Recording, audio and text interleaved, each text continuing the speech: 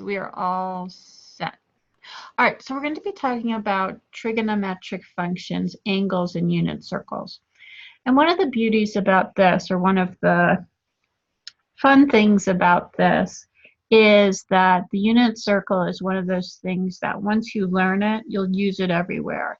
We're going to use it next term in B when we do some of the trig identities. We're going to use it and the equations, and we'll do a sheet on that.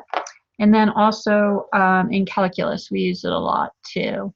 But we turn this kind of idea of unit circles into sort of this idea of parametrics. But what we're going to do is just going to kind of become comfortable with the unit circle. And I'm looking for a document. I'm going to load it in the area where we can into the Canvas so that we can really look at it, kind of cut it has these cutouts and stuff, and actually use it from year to year to year. So I'll turn my phone off for some reason. My phone is on. All right, so the unit circle. So what's the unit circle? Well, anytime you see the word unit, you want to think of the word 1. All right, so the radius of this unit circle is actually 1. Let's put it in terms of centimeters for now. So it's like 1 centimeters. So it's a circle with a measure of 1. All right. And what that means is if we draw this circle on our coordinate plane, it's going to intersect the x-axis at 1. It's going to intersect the y-axis at 1. It's going to go around and it's going to intersect the x-axis again at -1. And then it's going to intersect the y-axis at -1. Now, what is interesting is if you look at this unit circle, when it intersects at 1, 0, it's at a measure of 0 degrees. When it intersects at 90 degrees, then it's at 0, 1. At 180, it has the coordinates of -1. And at 270 degrees, it has the intersection of 0 and -1. And that's really important to understand, because what you want to do is sort of understand this concept. Pens are not working. There they are. Of that this is 0 degrees. This is 90 degrees. This is 180 degrees, and this is 270 degrees. And again, back to 0, or I'll put it underneath 360 degrees. Now I can also express that in radians, right? So this would be pi over 2 radians. This would be -pi radian, -pi, or pi, sorry, whoops, I don't know why I'm doing negatives. 3 pi over 4, and 4 pi over 4, which is 2 pi. Okay? Now, what becomes important in that understanding is that's how we're going to use the idea of this concept of using triangles. So you notice that every point on this circle is going to have a value. It's going to have an x value and a y value. All right?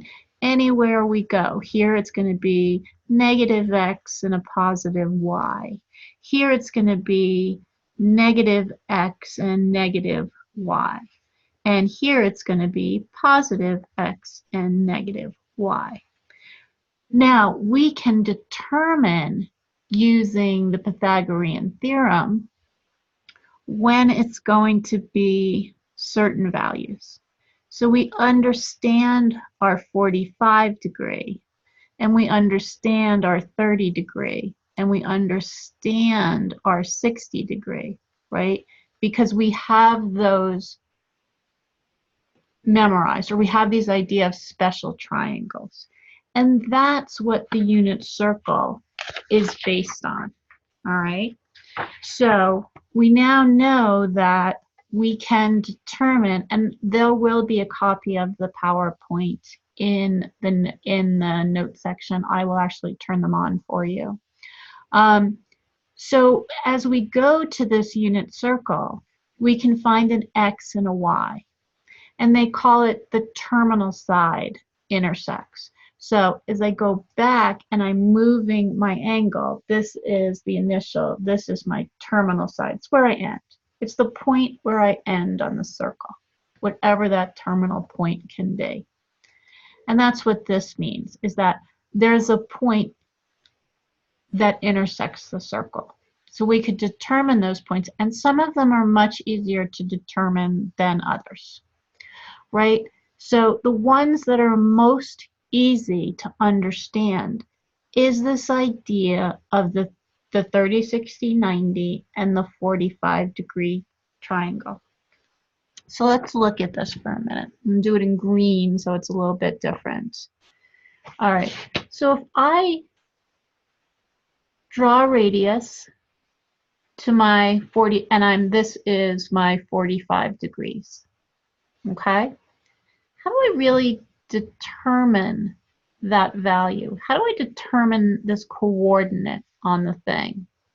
So if I, just for a second, think about that in terms of, so let's insert a slide for you, okay? And I'm just going to think about it for a second in terms of my Pythagorean theorem. So here's my 45-degree angle, right?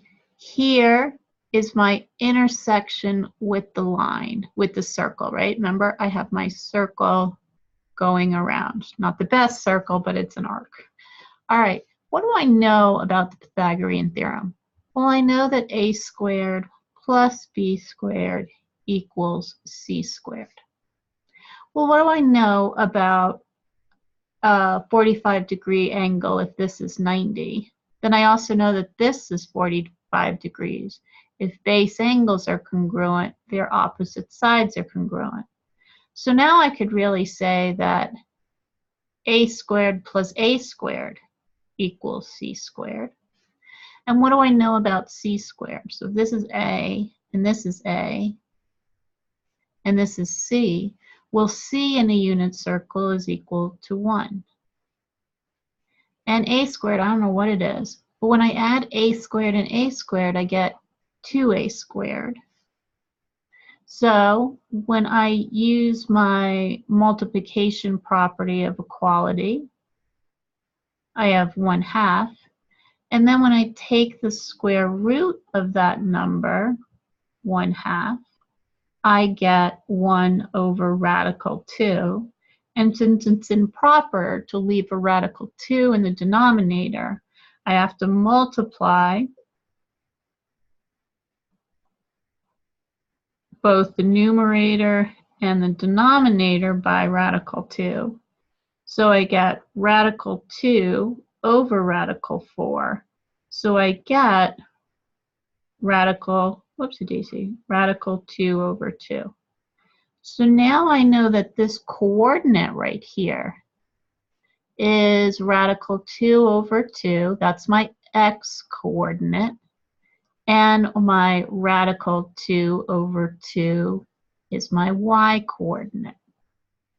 Now, remember when you're going around this circle, right? And you can do that for 30, 60, 90s. All right.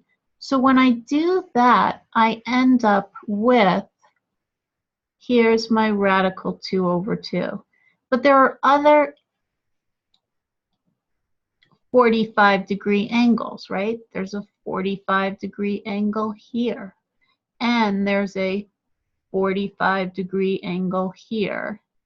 And there's a 45-degree angle. That was a good 45-degree angle, right? So these have similar qualities, and the only thing that changes is their intersection being plus or minus. So when you intersect over here, you're going to get a positive x and a positive y. When you intersect over here, you're going to get a negative x and a positive y. When you go over here, you're going to get a negative and a negative. And then when you go over here, you're going to get a positive x value and a negative. That's just normal coordinate system dynamics, right, and nomenclature. So what becomes even more interesting is this idea of my sine and cosine of values. So I can relate this to my sine and cosine of 45 degrees. And I can relate this to my sine and cosine of 60 degrees. And I can relate this to my sine and cosine of, I'm sorry, my cosine and sine, got it backwards. Woo. How I always remember or mess up, it's alphabetical, all right? Cosine, sine. So my cosine is going to be my x value, my sine is going to be my y value. And that becomes a really good memory tool about finding all of these solvable or exact values. All the other ones that we work on, you can't find at this point 211 degrees or 123 degrees. You can't find those right now. These are the only ones that we can use the Pythagorean theorem to definitely relate this to. Okay, so let's take a look at now, and that's a lot of stuff on a PowerPoint. I get that. Don't worry about that so much, all right? I am going to load the PowerPoint, as I said. And what's interesting about all of these values is we can start with the unit circle to find these ideas of trigonomic functions, all right? So if we review what the trigonomic functions are, we're looking at that, remember that SOHCAHTOA that they teach you that means nothing to you? At that age, it made absolutely no sense to me whatsoever. I had no idea what but it was a catchy tune. And what I'm talking about, I'm not even sure they still do this in all the younger grades now, is SOHCAHTOA. All right. And so what we know about the 6 functions are their sine, cosine, tangent. So this is the sine, this is the cosine, and this is the tangent. So if I look at these particular values, what is the sine? If I have a triangle, I just want to, oops, daisy, I only wanted to scroll down just a little. If I have a triangle, and let's continue with our 45 degrees, right? Let's continue with that. So sine of theta, or whatever we want to call this angle, you could call it W, you could call it anything, is the opposite over the hypotenuse. So whatever my y value is, and I'm going to take that to a y, and this is 1 because we're still on the unit circle, opposite over hypotenuse. So the sine in the unit circle is going to be the y value of that, you know, positive or negative, whatever it happens to be. The cosine still remains the same as the adjacent over hypotenuse. So it is the x value, x over 1, which is the x value.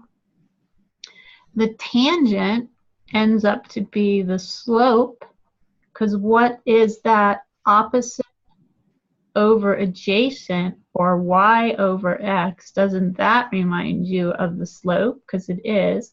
And the important thing is this idea of tangent is what we're going to study when we move to calculus. All right? The cosecant, and I always say, notice that the letters don't match, is going to be the opposite of it. So the cosecant is going to be hypotenuse over opposite. The secant, which is the inverse of, and I'm going to use that, I'm going to say reciprocal. All right, I'm not going to use the word inverse because it's the reciprocal is hypotenuse over adjacent. And the cotangent is 1 over the cotangent, or adjacent over hypotenuse. All right. The reason I'm not going to use the word inverse function, because inverse function has a totally different meaning when you get to calculus, and it also has a totally different meaning when you're using it on your calculator. So you will see on your calculator this sine 1, negative sine 1. And that's what we're going to, that means the angle. What is the angle that has the sine of whatever we're talking about? Okay? So let me just check on one thing. I'm gonna pause. All right, so we have a really great understanding of that. All right, now what we're talking about here, when we talk about the graphs and stuff and we talk about graphing these, there are domains that they're looking at. So when we get to the graphing part, and that's another video, we're going to talk about this again, about that there are some parts that are undefined. Because when you think of it, right, the tangent function, the sine function will look like this when we graph it. And, all right, so here's my sine function. Notice how there are no x can take on every value.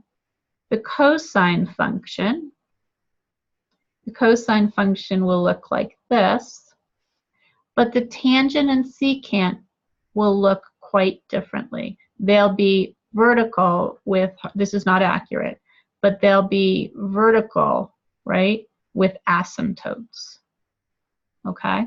I know it doesn't make much sense now, but it's just this idea that we're going to get into these ideas where parts of the fraction are not defined. All right? All right, so let's look at the way that they're representing the ideas. So, a lot of books, a lot of classes will really struggle or will focus on radians. All right, when you put that into your calculator, you have to make sure that your calculator is in radians. And you have to make sure that you're putting in that pi. Otherwise, people don't recommend this, but this is the way my brain works, and I had to do it. I had to think of pi over 6 radians as this idea of, I had to convert it to my way of thinking, or I had to do it in degrees in the beginning because I could understand degrees. Radians, I became more comfortable the more I used it. All right. So if you think about these, t equals pi over 6. To change it to degrees, you simply want to take pi over 6 and multiply it by 180 over pi, because there's 180 degrees in 1 pi radian. And that's very true if we look back on our unit circle, right? Our unit circle had this idea of 2 pi, pi over 2, pi, right? So 180 degrees. So that's where the measurement comes in. That's where the conversion comes in. So when we look at that, let's go back to my screen. I know that I'm looking at 30 degrees because 160 divided by 6 is 30 degrees. And so I knew I was looking at a 30-degree angle. And it was a little bit more, it took me a little bit more time, yes, but I was able to kind of look at this idea of, I could remember, it just felt better for me. So my 5 pi over 4, I'm looking at timesing it by 180 over pi, right? I could take my calculator out. This is 45 degrees, right? 180 divided by 4 is 45 degrees, and I could multiply it by 5, and I'm at 225 degrees. So I knew I was working with a multiple of my 45-degree angle, so I'm looking at that radical 2 over 2, right? And if I'm looking at my 30-degree angle, I'm looking at that 1/2 radical 3 over 2, 1. So I'm kind of having these ideas of what my sines and cosines are going to be and become more comfortable. You do not have to memorize it. I recommend finding a chart that you're really comfortable with, or I'm going to share I'll upload my chart that I use. So when I looked at my 30, 60, 90 triangle, this was my 30 degrees. I could determine what my sine cosine is. And it's simply, it can be memorized, or I'm not a big one for memorizing, but I knew that the sine of 30 is 1/2, because this is on my unit triangle, so radical 3 over 2. So as I go back to my unit circle, right, and I'm looking at 30, 60, 90, right, I know that my cosine is my first x value and my sine is my y value. Okay, so I love having this out, and it's funny, you'll start to memorize them. They'll just become second nature. So I could figure out from here, my cosine is radical 3 over 2. My sine is 1/2. If I wanted to do my tangent, let's go back to the screen. If I wanted to do my tangent, remember I have my tangent is opposite over adjacent. There's the use of my SOHCAHTOA. I'm opposite 1/2 over adjacent radical 3 over 2. You can also think of it as y over x, just like a slope. Then I got to do some algebra, and then I got to do some more algebra, right? And I get radical 3 over 3. Now, when I'm doing the cosecant, right, I'm just taking the reciprocal. I'm just flipping them over, and then I'm making them, I want to say rational, but I'm making them reduced, all right? So that's how I set up my reverse functions, my reciprocal functions.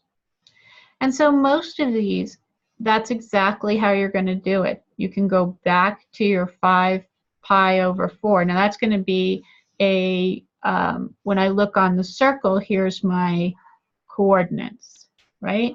So this is my cosine, this is my sine, right? So there's my cosine, this is my sine, which makes sense because I'm in the third quadrant, so both of them should be negative. And then, of course, I get my tangent, and then I do my reciprocal functions. Okay? So it goes by pretty quickly doing all of these by having your idea that your unit circle is all set up for you. All right, and then you can go through. Now, this is 180 degrees. Again, this is where it's intersecting, -1, 0. So I have sine pi, cosine pi. Here's my, and for years I have written this, and sometimes I still have to think after a while I haven't, that they're alphabetical. Sine, cosine, tangent. I write down my SOHCAHTOA, right, because I can't find my keys. And then I take the reciprocal. Now notice this is a perfect idea, right, that some functions, the inverse, the reciprocal, sorry, is not going to be defined. All right, and that's very important. Now in calculus, when you move on to calculus, if you decide to do that, these functions become really interesting. We don't use them much now, we just play around with them, but it's really cool later on to figure out exactly what's happening, because trigonometric functions are the key to a lot of things like harmonic series, a lot of functions that can't be defined simply by a straight line or simply by a parabolic curve. All right, so that's the beauty of that. All righty, so let me end here because we're going to talk about another idea. So let me stop my recording.